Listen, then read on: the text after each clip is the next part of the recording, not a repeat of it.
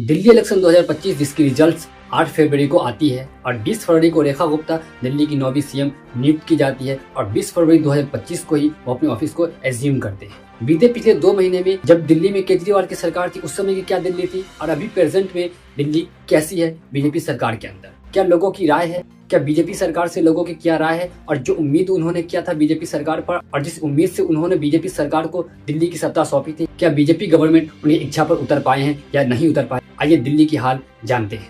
अभी सबसे बड़ी मुद्दे की अगर हम लोग बात करें तो सबसे बड़ी बात दिल्ली के एजुकेशन की बात होती है कि जब अरविंद केजरीवाल दिल्ली के मुख्यमंत्री हुआ करते थे उस समय दिल्ली के एजुकेशन कैसी थी।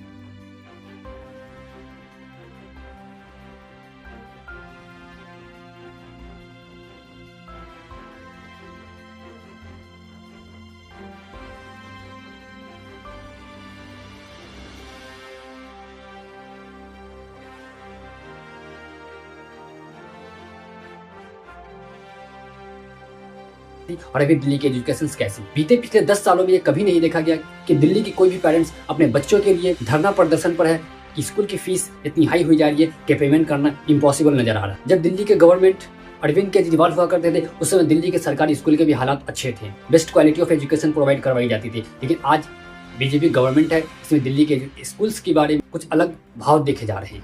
आखिर रेखा गुप्ता दिल्ली की 9वीं सीएम होकर उन्होंने क्या एजुकेशन पर काम किया कि दिल्ली के एजुकेशन आज फेल होते जा रहे हैं और हद अब ये हो चुकी है कि यहाँ के पेरेंट्स हड़ताल पर बैठ रहे हैं।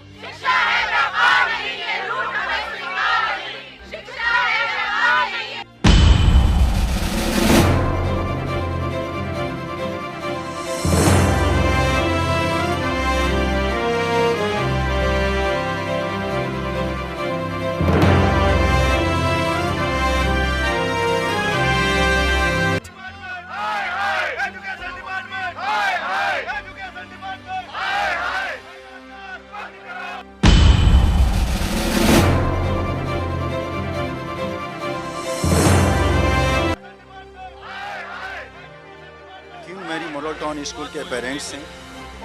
हमारी बच्ची क्लास 8वीं में है। इन्होंने क्या किया है कि कंटिन्यूसली लास्ट 3 इयर्स में फ़ी हाइक मोर देन 100% कर दिया है। 2024-25 का जो सेशन था उसमें इन्होंने 40% का हाइक किया, 24-25 में इन्होंने 33% का हाइक किया। Now more than 18% hike in the fee without any notification and information and there is no approval और permission from the directorate of education. तो उसके बावजूद ही स्कूल मनमानी कर रही है। लास्ट ईयर से फीस इतनी बढ़ रही है कि पेरेंट्स के लिए वो बच्चे को पढ़ाना मुश्किल सा हो गया है। लास्ट ईयर मेरे बच्चे 10 रीजन स्कूल में पढ़ते हैं, लास्ट ईयर 30% बढ़े थे। तो फिर हम लोग बहुत सारी मीटिंग्स वगैरह भी किए थे, बातचीत किए। इवन पेरेंट्स 10% तक भी एग्री थे कि 10% भी होंगे तो कोई बात नहीं उतना, लेकिन स्कूल ने एक भी नहीं माना।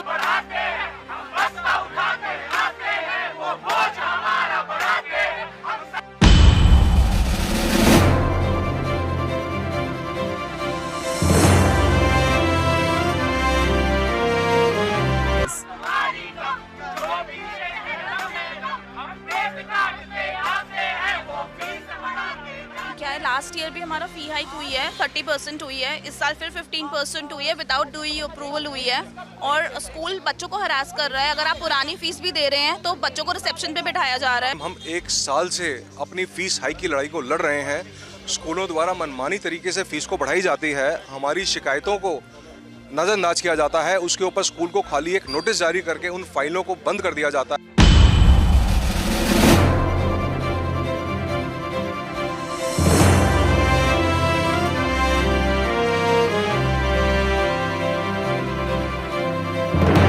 क्या जब अरविंद केजरीवाल दिल्ली के मुख्यमंत्री थे, क्या उस समय दिल्ली के पेरेंट्स को ऐसी कठिनाइयां फेस करनी पड़ी थी या नहीं करनी पड़ी थी? ये जवाब दिल्ली की जनता की होगी। और दिल्ली में एजुकेशन के रेट इतने बढ़े जा रहे हैं कि जैसे माने कि एजुकेशन सब एजुकेशन नहीं रहकर बल्कि एक बिजनेस बन चुका है, और बिजनेस से जितने प्रॉफिट अर्न की जाए। अगर बात करें यूनिफॉर्म्स की, तो आप जिस स्कूल्स में अपने बच्चों के एडमिशन करवा तो आपको यूनिफॉर्म्स वहीं से लेने हैं।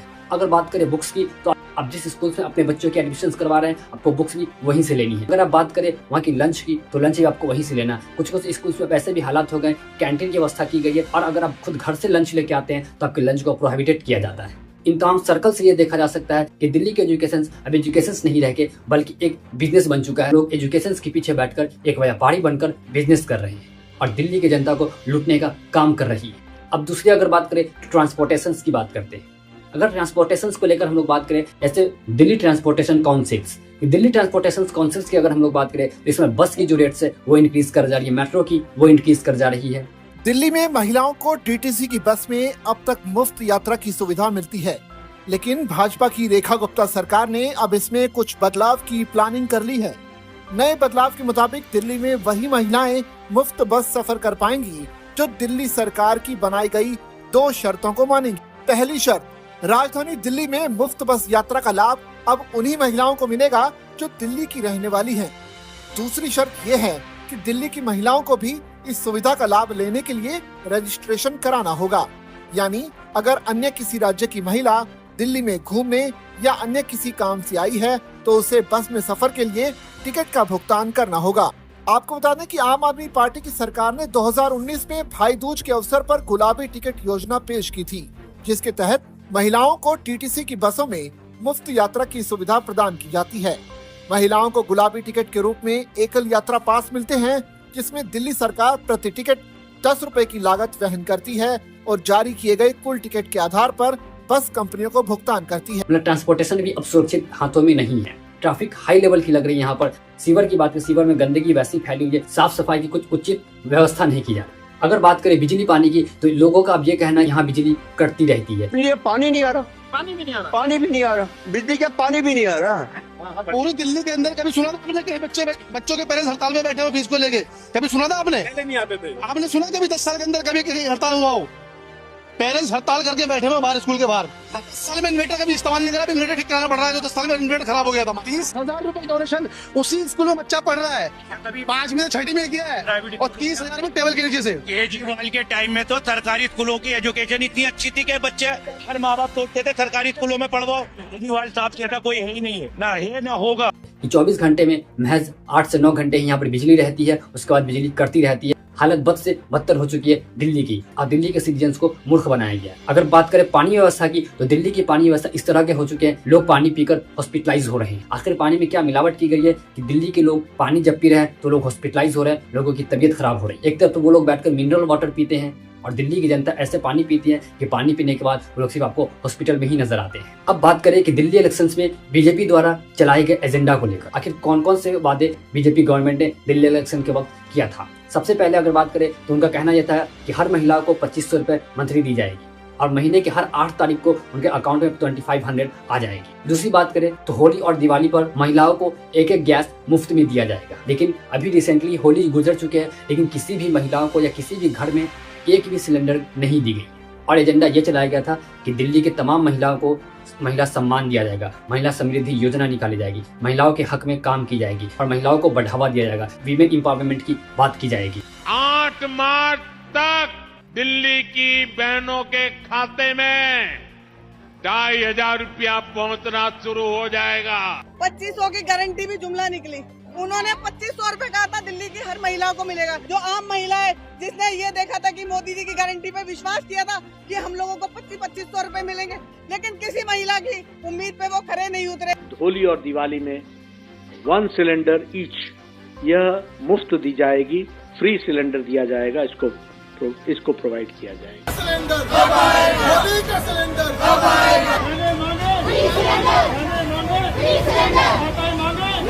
हमारा ये मत है कि भारतीय जनता पार्टी की जब सरकार बनेगी, सबसे पहले ग्रंथियों और पुजारियों को वेतन दिया जाएगा। उन्होंने जो ये सवाल किया है, अभी ऐसा कोई विचार नहीं है, जब होगा तो बता देंगे।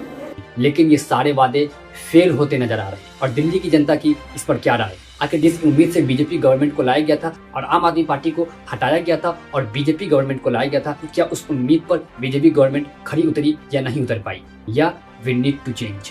क्या फिर से दिल्ली में केजरीवाल की सरकार आएगी या नहीं आएगी? क्या दिल्ली की गवर्नमेंट को रिप्लेस करना चाहिए या नहीं करना चाहिए? क्या दिल्ली में री इलेक्शंस होने चाहिए या नहीं होने चाहिए? क्योंकि इन तमाम वादों को और जुमलेबाजी को देखने के साथ सिर्फ यही लग रहा है कि दिल्ली के लोगों के साथ चीट किया गया है। असल मुद्दे थे, उन मुद्दों से लोगों को भटकाया गया और लोगों का ब्रेन वॉश किया गया है। क्या गवर्नमेंट एजुकेशन को बिजनेस समझ बैठी है जो इतने रेट बढ़ाए जा रहे हैं? क्या गवर्नमेंट्स को मिडिल क्लास फैमिलीज की वैल्यूज नहीं है कि इतनी जहरीली पानी दे रही है जिससे लोग पीने के बाद हॉस्पिटलाइज हो रहे हैं? क्या गवर्नमेंट को साफ सफाई का मतलब नहीं पता है कि यहाँ के दिल्ली के सीवर्स नाले इतने गंदे महकते हैं और अभी तक किसी तरह के साफ सफाई के काम नहीं किए गए? आखिर दिल्ली गवर्नमेंट क्या चाहती? क्या दिल्ली के सिटीजन्स को सिर्फ यूज ही किया जाएगा? क्या दिल्ली के सिटीजन्स का सिर्फ ब्रेन वॉश ही किया जाएगा? क्या दिल्ली के सिटीजन्स को किसी तरह की सुविधाएं नहीं दी जाएगी? क्या दिल्ली के सिटीजन्स की हालत बद से बदतर ही बनी रहेगी? क्या इस पर गवर्नमेंट को ध्यान देने की आवश्यकता नहीं है? क्या गवर्नमेंट इस पर ध्यान नहीं दे सकती है? आखिर गवर्नमेंट क्या चाहती है? दिल्ली की जो सिटीजन्स है सही सुविधा दे पाए, ना दे पाएगी ये सरकार, या दिल्ली री इलेक्शन चाहती है? ये निर्णय जनता का होगा और जनता की क्या राय है। ये आवाज यूनिटी ऑफ इंडिया की है, यहाँ सच को डर नहीं इज्जत मिलती है। आपकी क्या राय इन तमाम खबरों पर अपनी राय कमेंट बॉक्स में जरूर दें। मिलते हैं नेक्स्ट एपिसोड में नेक्स्ट कंटेंट के साथ, तब तक के लिए जय हिंद।